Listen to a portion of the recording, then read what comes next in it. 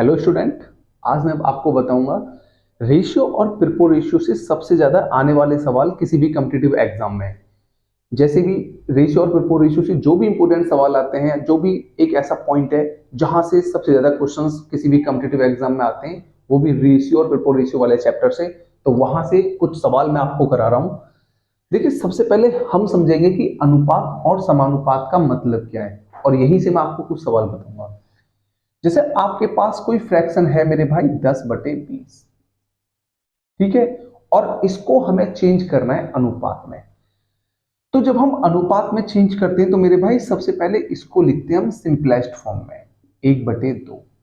ठीक है, 10/20 को सरलतम रूप में क्या लिखेंगे? 1/2। जीरो से जीरो कैंसिल हो जाएगा। अब हमें 1/2 को अगर अनुपात में लिखना है तो मेरे भाई ये होता है 1:2।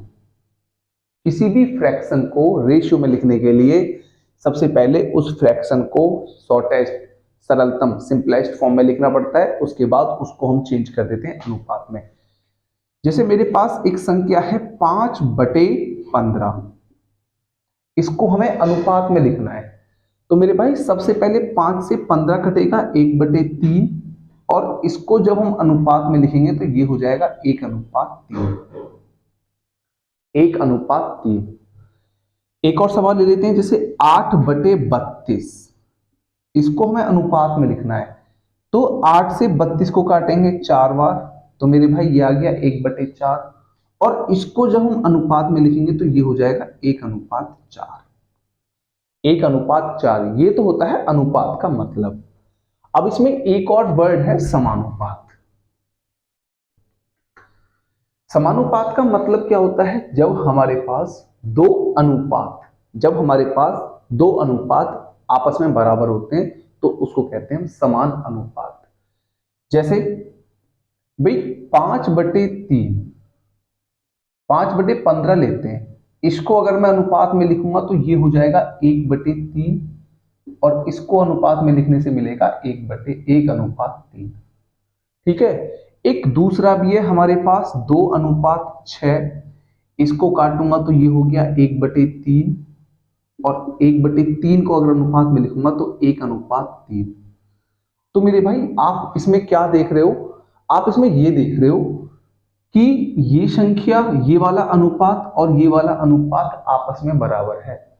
तो हम क्या कहेंगे कि 5/15 और 2/6 समान अनुपात में है। क्या कहेंगे? 5/15 और 2/6 समान अनुपात में है। अब इसको समान अनुपात में लिखने का क्या तरीका होता है? जैसे हमें ये पता चल गया मेरे भाई कि 5/15 और 2/6 समान अनुपात में है, तो इसको लिखने का एक तरीका होता है कि 5:15, और यहां लिखते हैं समान अनुपात। ये किसका चिन्ह है? समान अनुपात का। और फिर लिख देते हैं 2:6। ये होता है समान अनुपात। 5:15 समान अनुपात 2:6, ये समान अनुपात में लिखने का एक तरीका है। जैसे इसको मैं एक तरीके से और समझाता हूं आपको, कि जैसे मेरे भाई A/B और C/D, अगर दोनों संख्याएं समान अनुपात में हैं तो मेरे भाई इसको लिखने का तरीका क्या होगा कि A/B समान अनुपात C/D। ये होता है समान अनुपात में लिखने का एक तरीका। और यहां से हमें एक नई संख्या निकल के आती है कि हमेशा ध्यान रखना कि मेरे भाई अंदर की संख्याओं की गुणा B×C हमेशा बराबर होता है बाहर की संख्याओं की गुणा के, A×D। ठीक है, अंदर की संख्याओं की गुणा बराबर होती है हमेशा बाहर की संख्याओं की गुणा के। B×C बराबर होगा A×D के। ठीक है, ये होता है समान अनुपात का। अब यहां से देखना, यहां से आते हैं किसी भी कॉम्पिटिटिव एग्जाम में सबसे ज्यादा क्वेश्चन, और मैं आपको यहां से पहले 3-4 क्वेश्चनों की प्रैक्टिस कराता हूं, फिर एक नया पॉइंट जोड़ता हूं इसी में, जहां से किसी ना किसी कॉम्पिटिटिव एग्जाम में सबसे ज्यादा क्वेश्चन आएंगे। मेरे भाई आपको सिर्फ ये याद रखना है कि A अनुपात B समान अनुपात C अनुपात D। तो इसमें क्या मिलता है कि अंदर की संख्याओं की गुणा बराबर होती है हमेशा बाहर की संख्याओं की गुणा के। ठीक है, अब जैसे इसी पे मैं क्वेश्चंस ले रहा हूं। जैसे पहला सवाल है 4:13 समान अनुपात 64:x। यहां से हमें x का मान निकालना है। किसका मान निकालना है? x का मान निकालना है। उसने कहा है कि 4:13 समान अनुपात में है 64:x। तो मेरे भाई मैंने अभी आपको बताया कि अंदर की संख्याओं की गुणा बराबर होती है बाहर की संख्याओं की गुणा के। बाहर की संख्याओं के गुणा के 4 से काटोगे 64 को तो 13 गुणा 4 एकम 4 बचा कितना 2, 4 छिंग 24 बराबर x। 16 × 48 16 एकम 16 और 4 20। तो मेरे भाई x बराबर हो गया 208। ठीक है, अगर ये संख्याएं समान अनुपात में है तो x की वैल्यू कितनी होगी? 208। एक बार और चेक कर लेते हैं। 16 × 48 का 8 हासिल 4, 16 एकम 16 और 4 20, 208। ठीक है, नेक्स्ट क्वेश्चन देखिए। इसी तरीके के क्वेश्चंस आपके किसी ना किसी कॉम्पिटिटिव एग्जाम में सबसे ज्यादा मिलते हैं। 9:15 समान अनुपात 45:x। यहां से हमें x का मान निकालना है। तो मेरे भाई अंदर की संख्याओं की गुणा बराबर होगी बाहर की संख्याओं का गुणनफल।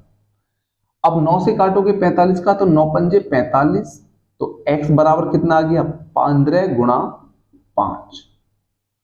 x बराबर होगा 5 पंजे 25, 5 एकम 5 और 2 7। तो मेरे भाई x बराबर हो गया 75। x बराबर कितना हो गया? 75। 2-3 सवाल और कराता हूं, ये किसी ना किसी एग्जाम में आपको मिल जाएंगे। 45 अनुपात x समान अनुपात 3:2। 3:2। ठीक है, तो मेरे भाई अंदर की संख्याओं की गुणा बराबर होगी बाहर की संख्याओं की गुणा के। अंदर की संख्याओं की गुणा बराबर होगी बाहर की संख्याओं की गुणा के। 3 से काटोगे तो 3 एकम 3, 3 पंजे 15 गुणा 2। तो मेरे भाई x बराबर आ गया 15 दूनी 30। x बराबर कितना हो गया? 30।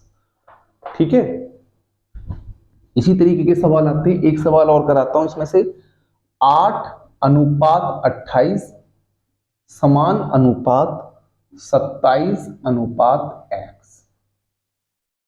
ठीक है, देखिए अंदर की संख्याओं की गुणा हमेशा बाहर की संख्याओं की गुणा के बराबर होगी। 28 गुणा 27 बराबर होगा 8 गुणा x के। ठीक है, 4 से काटेंगे इसको।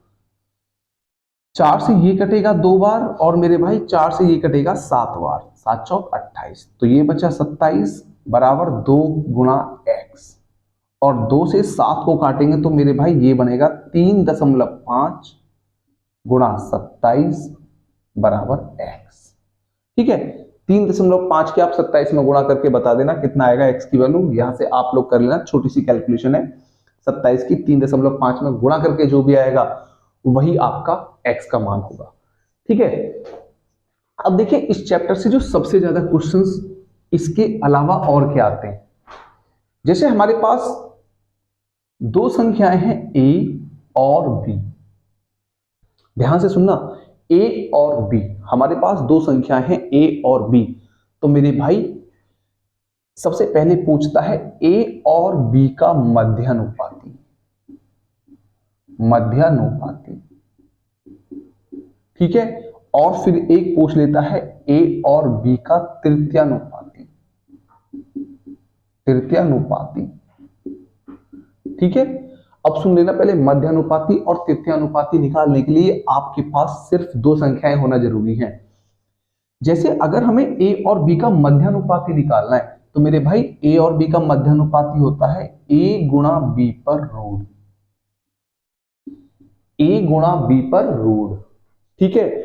और यदि हमें ए और बी का तृतीयानुपाती निकालना है तो मेरे भाई ए बी का तृतीयानुपाती होता है बी स्क्वायर अपॉन ए। ध्यान से सुनना, ए बी का मध्यानुपाती क्या होता है, ए बी पर रूट, ए और बी की गुणा करो और उसका निकाल दीजिए स्क्वायर रूट। और अगर आपको निकालना है ए बी का तृतीयानुपाती तो मेरे भाई ए बी का तृतीयानुपाती होगा बी स्क्वायर अपॉन ए, ठीक है।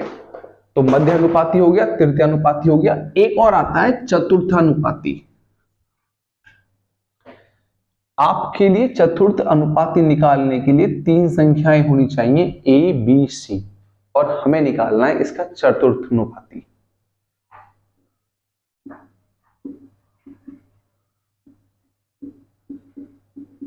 देखिए क्या होता है, b गुणा सी अपॉन ए। मेरे भाई b और c की मल्टीप्लाई कीजिए और a से कर दीजिए भाग, तो आपके पास क्या आ जाएगा, चतुर्थानुपाती, ठीक है, b गुणा सी अपॉन ए। अब इस पे मैं आपको एक सवाल बताऊंगा। जैसे पहला क्वेश्चन दे रखा है मेरे भाई, 9 और 12 का मध्यानुपाती क्या होगा। तृतीयानुपाती पूछा है, 9 और 12 का तृतीयानुपाती। देखिए अभी मैंने आपको क्या बताया था, a और b का तृतीयानुपाती होता है बी स्क्वायर अपॉन ए, तो उसी तरीके से 9 और 12 का तृतीयानुपाती होगा मेरे भाई 12 का स्क्वायर अपॉन 9। तो ये हो जाएगा 12 गुणा 12 बटे 9, ठीक है। 3 से काटोगे तो मेरे भाई 3 चौक 12, 3 तिया 9, 3 चौक 12, तो ये हो जाएगा 4 चौक 16। तो 9 और 12 का तृतीयानुपाती कितना हो गया, 16, ठीक है। अगला क्वेश्चन देखिए, एक क्वेश्चन दिया है 7 और 28 का मध्यानुपाती। 7 और 28 का मध्यानुपाती, अभी आपको मैंने बताया था कि ए और बी का मध्यानुपाती होता है ए बी पर रूट। उसी तरीके से 7 और 28 का क्या होगा, 7 गुणा 28 और इस पर रूट।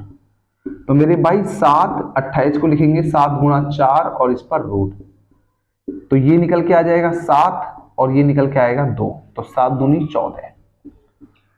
तो 7 और 28 का मध्यानुपाती कितना होगा, 14, ठीक है। एक और देखिए, 3, 5 और 21 का चतुर्थ अनुपाती निकालना है हमें, ठीक है। 3, 5, 21 का चतुर्थ अनुपाती क्या होगा, तो इन दोनों संख्याओं की गुणा करिए और मेरे भाई 3 से कर दीजिए भाग, 3 सत्ते 21 और 7 पन्ना 35, तो 3, 5 और 21 का चतुर्थ अनुपाती होगा 35, ठीक है। तो इस तरीके से मैंने आपको बहुत ही इंपोर्टेंट सवाल बताए एक छोटे से टॉपिक को लेके, और इसकी जो लॉन्ग क्लास होगी रेशियो और प्रोपोर्शन जो मैं आपको बताऊंगा बिल्कुल बेसिक से, वो मैं आपको कुछ ही टाइम में लेके आने वाला हूं एक नई वीडियो।